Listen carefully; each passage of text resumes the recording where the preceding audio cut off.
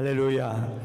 우리 하나님의 음성, 하나님의 말씀을 들을 수 있는 귀한 은혜와 복으로 우리 하나님 이 시간 우리 모두와 함께 해주시기를 주 예수 그리스도의 이름으로 간절히 축복합니다.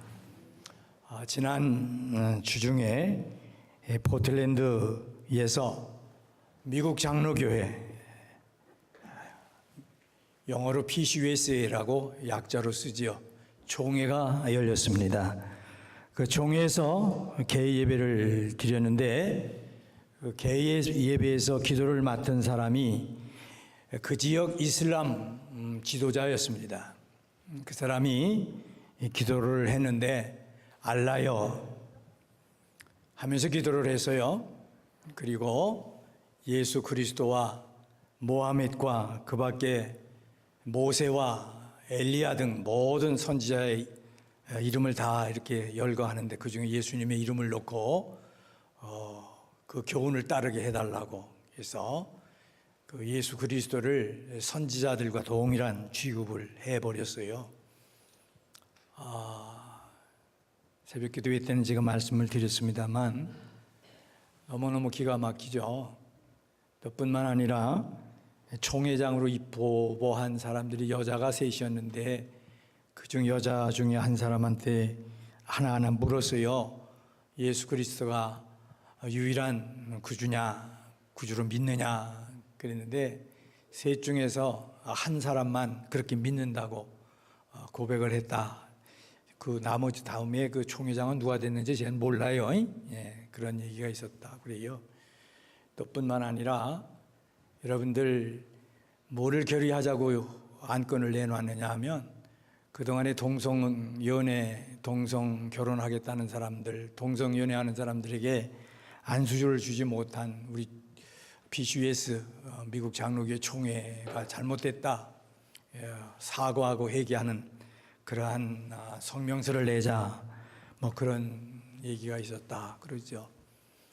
좀 미안한 얘기지만 저는 그런 생각을 해봤어요. PCUSA는 더 이상 교회가 아니라 이건 사교다, 그런 생각을 해봤어요. 그게 어떻게 교회가 될 수가 있을까? 참 마음이 아프고 많이 괴로워요. 그럴 때일수록 저와 여러분에게 필요한 것은 하나님의 말씀인 줄로 믿습니다. 하나님의 말씀을 들어야 되고요, 하나님의 말씀을 잡아야 돼요. 그것이 우리가 추구해야 할 신앙의 패턴이라는 것을 여러분들이 잊지 마십시오.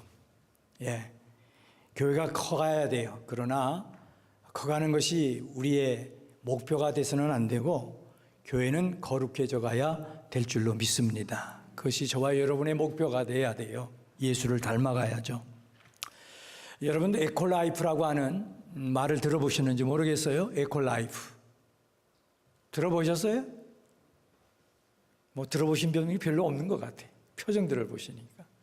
그 에코라이프라고 하는 것이 요새 유행해요. 내가 너무 유행에 첨단을 가나? 에코라이프라는 게 있어요. 에코라이프. 친환경 생활이다 그래요. 한번 따라서 해보실래요? 친환경 생활. 뭘 말할 것 같아요? 우리가 산책도 하고 등산도 하고 그러는데 바로 이제 등산하고 산책하면서 숲속에 들어가서 그냥 걷는 게 아니에요.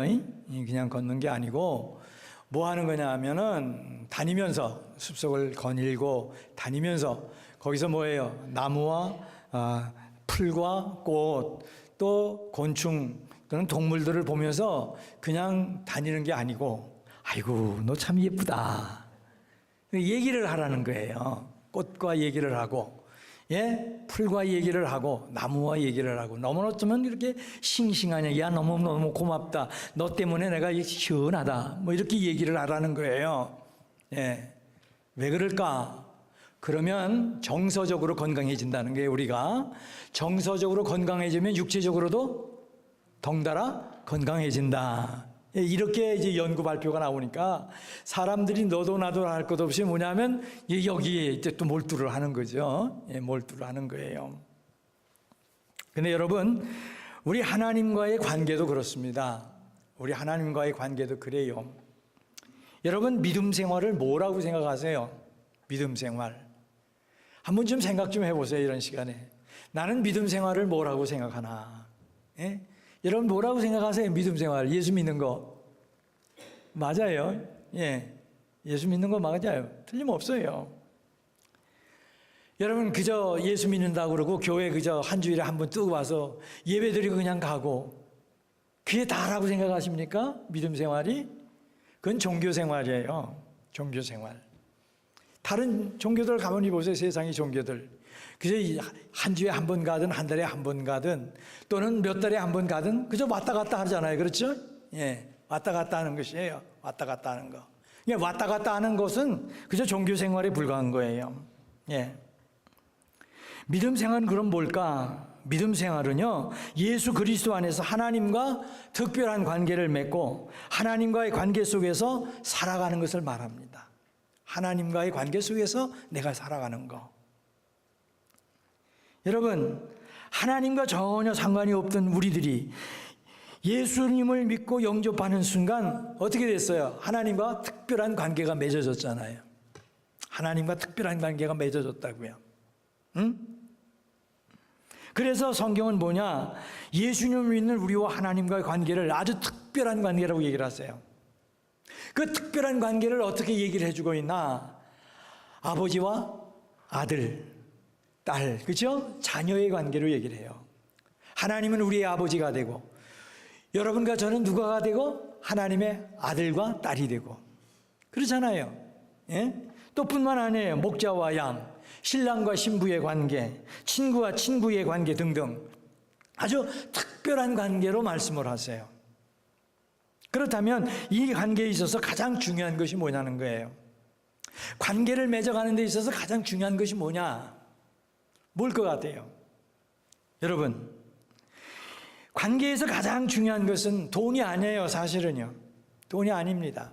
많은 경우에 그렇습니다. 아이들도 그렇잖아요. 돈만 주면은 뭐라 그러지? 아빠 엄마는 모든 것을 뭐로 하려고 든다고 그래요? 돈으로 하려고 든다고 그래요. 뭘 원하는데 아이들이요? 그걸 원하지 않아요. 뭘 원하느냐면 토킹하고 싶어 해요. 대화하고 싶어 한다고요. 예. 말하고 싶어 해요. 아빠 엄마랑 얘기하고 싶어 해요. 예. 저는 재밌어요. 에이, 이건 무슨 말을 하는지도 모르는데 내 얼굴을 보고 옹알옹알 이런다고요. 뭘 하는지 몰라요. 그렇지만 내 얼굴을 쳐다보면 막 옹알거려요. 아, 이게 사람이구나 그러는 거예요. 이게 사람이구나. 말할 줄 몰라도 예, 뭐예요? 대화를 하고 싶어 하는 거예요, 이게. 예. 아, 이게 사람이로구나. 그런 생각을 해요. 여러분, 대화, 커뮤니케이션 얼마나 관계에 있어서 중요한지 몰라요. 관계가 깊어지면 깊어질수록 뭐냐? 대화도 깊어지는 거 아니에요. 예, 깊어져요. 대화가 없으면 관계는 고사하고 여러분 병들고 말아요. 병들고 말아. 여러분 오늘 왜 세상이 이렇게 각박하게 돌아가고 있나? 많은 가정들이 무너지고 있을까? 많은 이유가 있지만 그 가운데 하나가 대화의 단절이에요. 대화의 단절, 부부 사이의 대화가 별로 없어요. 부모 자식 간에도 대화가 별로 없어요. 그래서 가정이 파탄나는 겁니다. 왜 이 사회가 이렇게 병들어가고 있을까?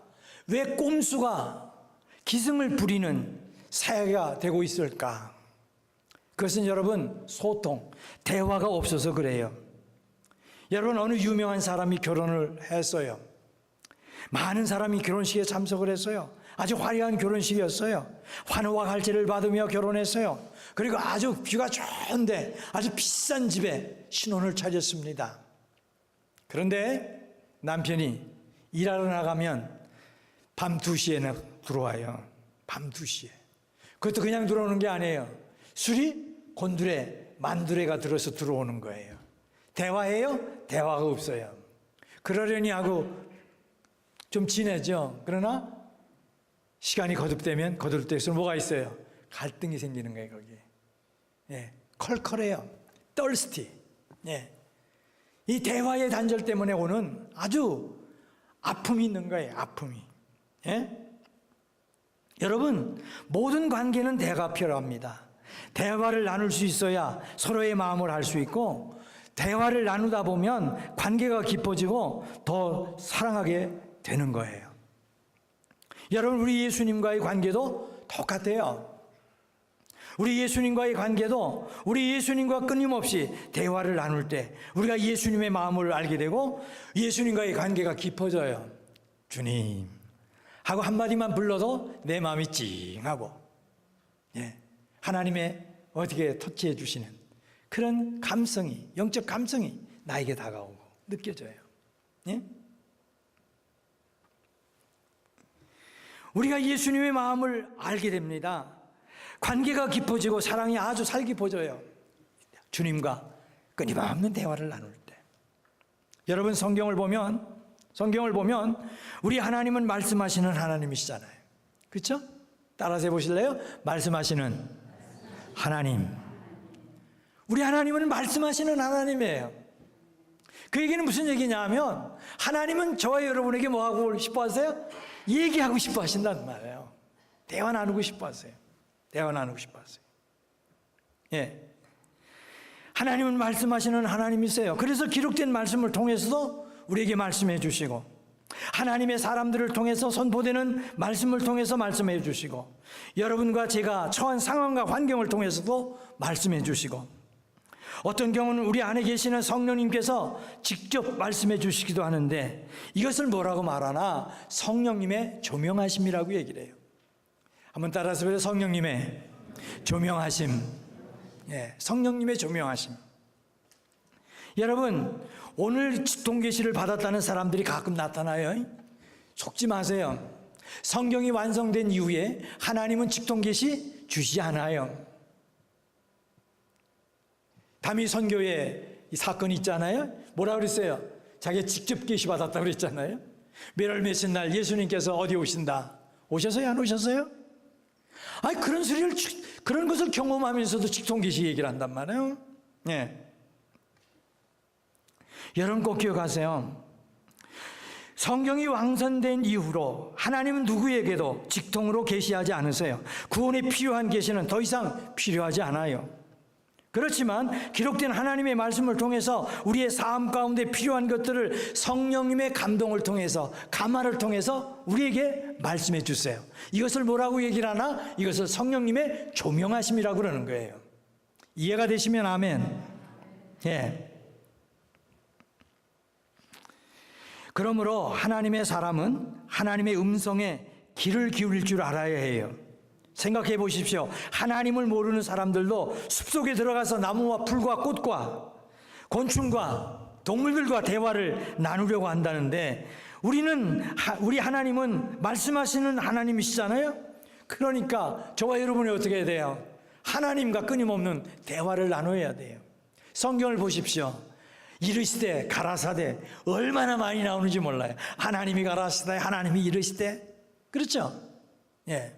얼마나 많이 나오는지 몰라요. 끊임없이 우리와 말씀하시기를 원하시는 하나님. 우리가 그 하나님의 말씀, 음성에 귀를 기울이지 않고 있다고 한다면 어떻게 우리의 영성이 깊어질 수가 있겠어요? 믿음이 자랄 수가 있겠어요? 우리가 성숙할 수가 있겠느냐고요. 여러분, 성경을 보십시오. 하나님이 주신 말씀을 통해 비전을 품었던 사람들, 어떤 환경과 처지에서도 낙심하거나 원망하지 않았어요. 주신 비전을 붙들고 하나님의 음성에 귀를 기울였어요. 믿음을 가지고 실패를 두려워하고 무서워하지 않고 끊임없이 힘들면 힘들수록 하나님의 말씀을 가까이 하고 하나님과 기도하며 어떻게 했어요? 그 모든 새로운 환경에 도전을 해나갔어요. 실패를 넘어짐을 통해서 하나님의 일하심을 그래서 그들은 경험할 수가 있었다는 거예요. 그러므로 여러분, 적당히 쉽게 뭔가를 얻으려고 하지 마세요. 타협을 통해서 무엇을 이루려고 하지 마십시오. 별것 아닌 것 때문에 머뭇거리거나 주저하는 삶을 살지 마십시오. 우왕좌왕 이것도 아니고 저것도 아닌 삶을 살지 마세요. 그렇게 살면 하나님이 우리 인생에 개입도 안 하시고 우리 인생에 책임도 져주지 않으세요. 힘들어요? 어려워요?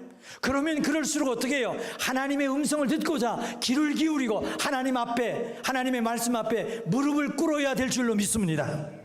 그럼 말씀으로 다가오세요. 말씀으로 다가오신다고요. 여러분 혹시 여러분 가운데 힘듦을 통해 삶의 힘듦을 통해서 실망하고 낙심하고 좌절한 사람들이 있다고 한다면 여러분 다시 도전하십시오. 불평도 원망도 하지 마십시오. 사람을 잘못 만나서 시대가 그래서 환경이 어째서 저째서 여러분 그런 사람은 하나님께 쓰임받기 힘들어요. 쓰임받기 힘들어요.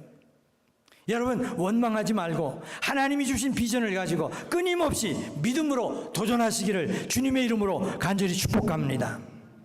그렇게 할 때 한편의 영화와 같은 내 인생이 펼쳐지는 거예요.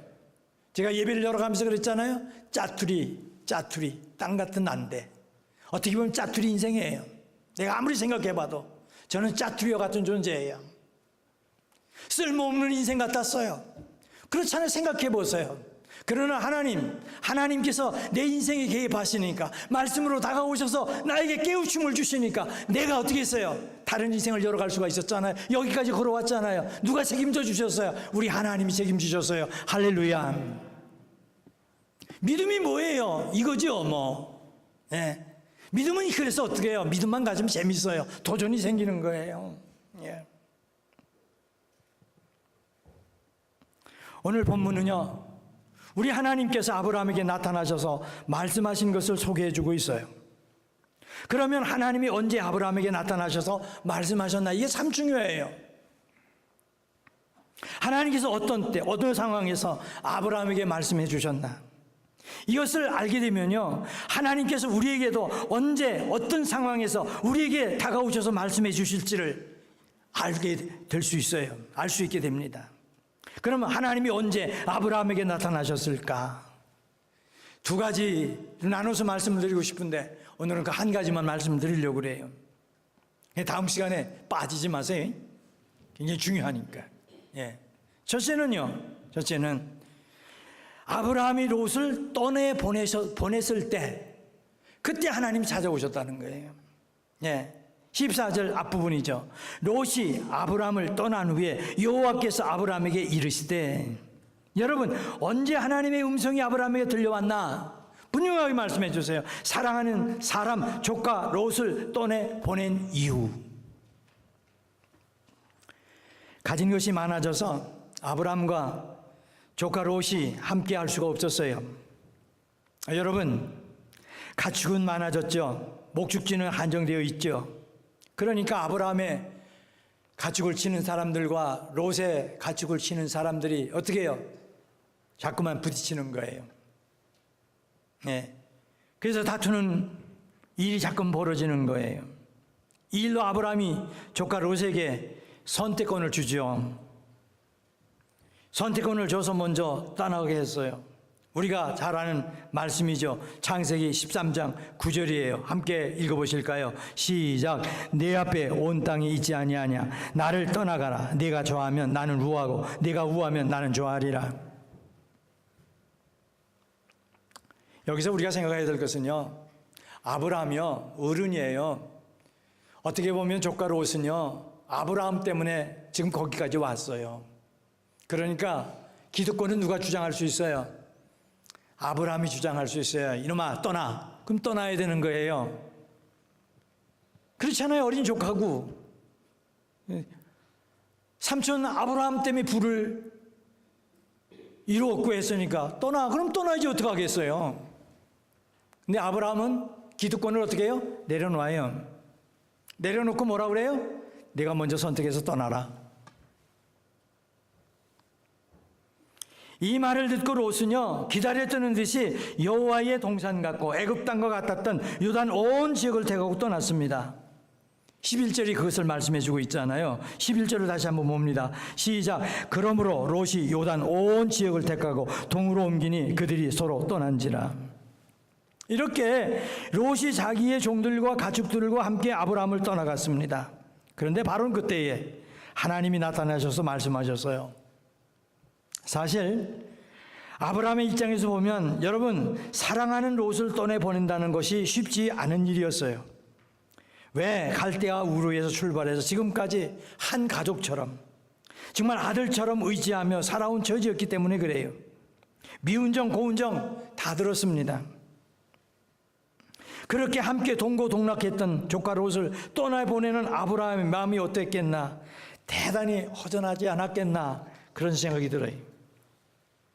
여러분들이 박범신 집사 잘 아시죠? 제 매제 금요일날 밤 11시 비행기로 가서는 저한테 카톡을 보냈어요. 형님, 잘 왔습니다. 그동안 너무 감사했습니다.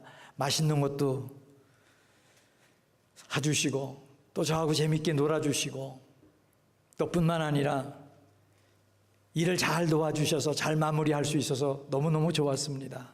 너무너무 감사합니다. 그리고 카톡이 왔더라고요. 떠나보낼 때는 별로 그런 생각을 못 했는데 그 카톡을 받으니까 나도 모르게 내 마음에 뭐예요? 싸하더라고요. 왠지 아세요? 이제 한국으로 들어가요. 한국으로 살러 들어간대요. 그러니까 다시 만나기가 쉽지 않아요. 쉽지 않아요. 어떤 분이 같이 만나서 같이 식사를 하는데 그 박범신 집사 보고 그러더라고요. 재미난 얘기를 해요.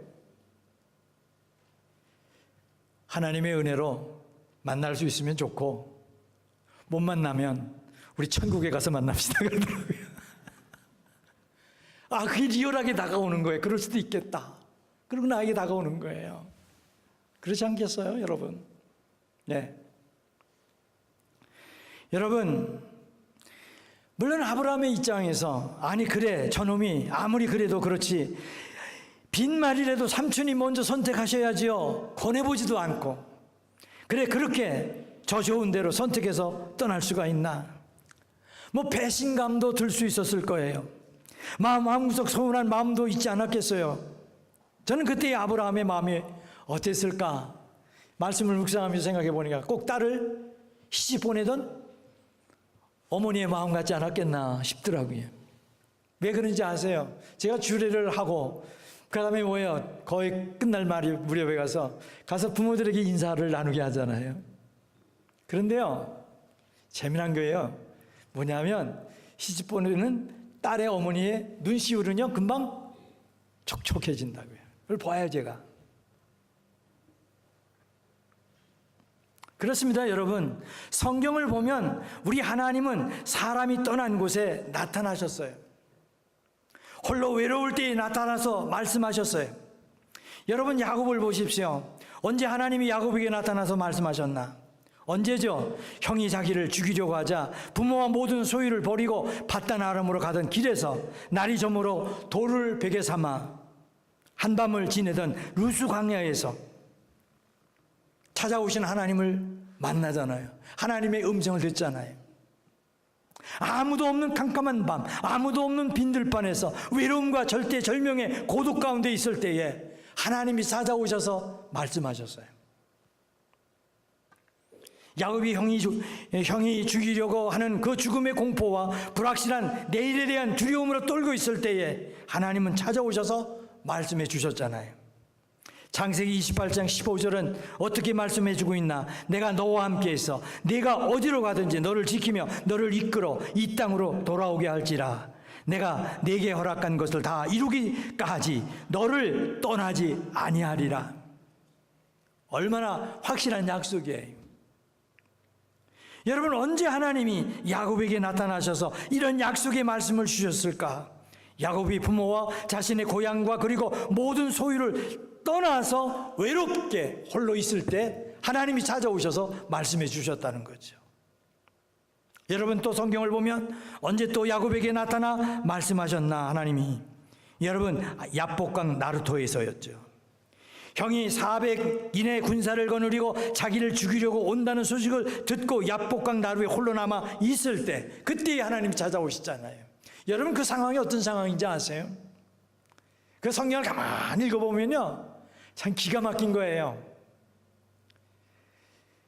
바단 아람 외삼촌 집에 가서 불을 일었어요. 자식들을 떠같이 해서 많이 낳았잖아요. 그들을 다 거느리고 이제는 좀 이제 고향에 가서 이제 사는 것처럼 살아보겠다. 그러고 가고 있는데 자기 형이 뭐예요? 400인의 군사를 거느리고 온다는 거예요. 풍전등화예요. 옛날 생각이 나지 않겠어요? 형을 속인 그거. 형이 그것 기억하고 와서 자기 한칼에 넘겨버리면 끝나는 거 아니에요. 행복이 있고 뭐고 다 날아가 버리는 거 아니에요. 기대가 어디 있어요? 꿈이 어디 있고. 절제절명의 순간이잖아요. 그렇잖아요. 그래서 어떡합니까? 다 건네보내고 자기 혼자 남았잖아요. 근데 그 순간에 어떻게 해요? 하나님이 찾아오셔서 말씀해 주셨다는 거죠. 여호수아에게도 언제 하나님의 음성이 들려왔나? 자기가 그토록 믿고 의지했던 인도자 모세가 죽었을 때잖아요. 여호수아 1장 1절이죠. 여호와의 종 모세가 죽은 후에 여호와께서 모세의 수종자 눈의 아들 여호수아에게 말씀하여 이르시되, 무슨 말씀이에요? 그 시대의 대단한 인도자였던 모세, 사실 여호수아가 얼마나 존경하고 따랐어요. 사랑하고 따랐던 모세. 그렇게 믿고 의지했던 인도자가 딱 죽었을 때에 어떻게 했나? 하나님께서 여호수아에게 나타나셔서 말씀해 주셨다. 그런 말씀이잖아요. 여러분, 하나님의 음성이 언제 들려오는지 아십니까? 사람이 떠나는 순간이에요. 여기엔 많은 의미가 담겨져 있어요.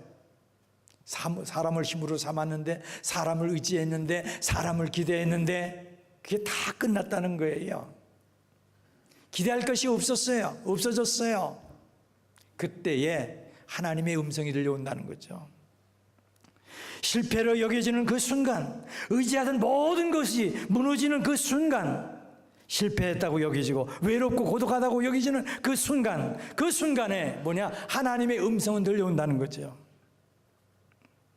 여러분, 하나님의 음성은 수많은 군중 속에서, 군중의 환호와 박수갈채 속에서 들려오지 않아요. 그때는 나도 모르게 우쭐해지죠, 내가. 그러나 내가 실패했다고 여겨질 때, 이젠 소망이 없다고 여겨질 때, 그때 하나님의 말씀은, 하나님의 음성은 여러분과 저에게 들려오는 거예요. 그래서 찬양 가운데 이런 찬양이 있잖아요. 열심히 연습을 했는데 그래도 안 되더라고요. 이 찬송이 너무 어려워요. 예.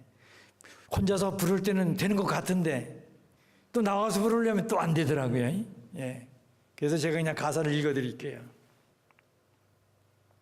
당신이 지쳐서 기도할 수 없고 눈물이 빗물처럼 흘러내릴 때 주님은 아시네 당신의 약함을, 사랑으로 돌봐주시네. 누군가 너를 위하여 누군가 기도하네. 내가 홀로 외로워서 마음이 무너질 때 누군가 널 위하여 기도하네. 당신이 외로이 홀로 남았을 때 당신은 누구에게 위로를 얻나? 주님은 아시네 당신의 마음을. 그대 홀로 있지 못함을 조용히 그대 위에 누군가 기도하네. 네가 홀로 외로워서 마음이 무거워질 때 주님이 널 위해 기도하네. 여러분, 나를 위해서 기도해 주는 사람이 있다는 것은요, 정말 놀라운 은혜 중에 은혜인 줄로 믿으시기 바랍니다. 내가 여러 번 말씀드리잖아요. 예, 100세를 넘게 사셨어요. 이제 살아계신 것이 힘겹게 여겨지는 어머니셨어요. 근데 그 어머니가 돌아가셨을 때 제 마음에 탁 다가오는 것이 뭔지 아세요? 나의 가장 큰 구원, 기도의 후원자 중에 한 사람인 어머니가 가셨구나. 그것을 생각할 때 내 마음이 그렇게 허전해지더라고요. 예, 허전해지더라고요. 제가 언제도 말씀드렸잖아요. 주일날 내가 서재에서 말씀을 다시 리뷰를 하고 있을 때 위층에서 흘러나오는 제 아내의 기도 소리를 들으면 제가 천군 만마를 얻은 것 같이 뿌듯해져요. 든든해져요. 여러분, 기도의 후원자가 있다는 것처럼 아름답고 복스러운 것은 없어요. 여러분, 내가 홀로 있는 외로운 그 시간은 여러분 꼭 기억하세요. 사탄이 틈을 탈 수 있는 시기이기도 하지만 우리 하나님의 음성을 들을 수 있는 시간이기도 합니다. 그러므로 지금 당신이 그토록 믿었던, 그리고 그토록 사랑했던 사람이 당신의 곁을 떠났거나 당신의 마음에서 멀어졌거나 그렇다고 한다면 여러분, 낙심하고 실망하고 불평하고 원망할 것이 아니라 이 시간이야말로 무슨 시간이다? 하나님의 음성을 들을 수 있는 시간이다. 그렇게 여기시고 하나님의 말씀에 귀를 기울여야 될 줄로 믿습니다. 미치도록 외롭고 고독한 순간을 맞았습니까? 그렇다면 그 순간은 우리 하나님이 바로 당신을 만나주는 시간이에요. 당신이 예수님의 음성을 들을 수 있는 소중한 시간이에요. 여러분 분명히 기억하십시오. 인간의 소리가 그치는 그곳에서 하나님은 말씀하시기 시작하십니다. 그러므로 여러분, 우리가 어떤 상황, 어떤 처지에 직면했느냐가 문제가 아닙니다. 중요한 것은 지금 내가 하나님의 음성을 들을 수 있느냐가 문제인 거예요. 하나님의 음성을 들을 수만 있다면 여러분은 실패한 사람이 아닙니다. 그러므로 하나님의 음성이 들려와야 하는 거예요. 하나님의 음성을 들을 수 있어야 합니다. 언제 그럼 하나님의 음성이 들려옵니까? 낙심하고 실망하고 나를 하여금 정말 아주 절망하게 만드는 모든 것들 하나님 앞에 다 가지고 나와서 어떻게 할 때? 내려놓을 때. 자존심도 다 내려놓을 때 뭐가 들려오기 시작해요? 나를 향하신 하나님의 음성이 들려오는 줄로 믿으시기 바랍니다. 꼭 기억하세요. 우리가 살아가는 동안에 나를 힘들게 만들고 절망하게 만드는 그런 사건들 속에서 잊지 마십시오. 그 순간이 무슨 순간이라고요? 하나님의 음성을 들을 수 있는 최고의 소중한 시간이라는 것을. 이 말씀을 생각하면서 우리 함께 일어나셔서 찬양 한번 부르고 싶어요. 이 찬양도 제가 열심히 연습을 했는데 자신은 없어요. 우리 한번 이 찬양 같이 부르시고 우리 함께 기도하고 싶습니다.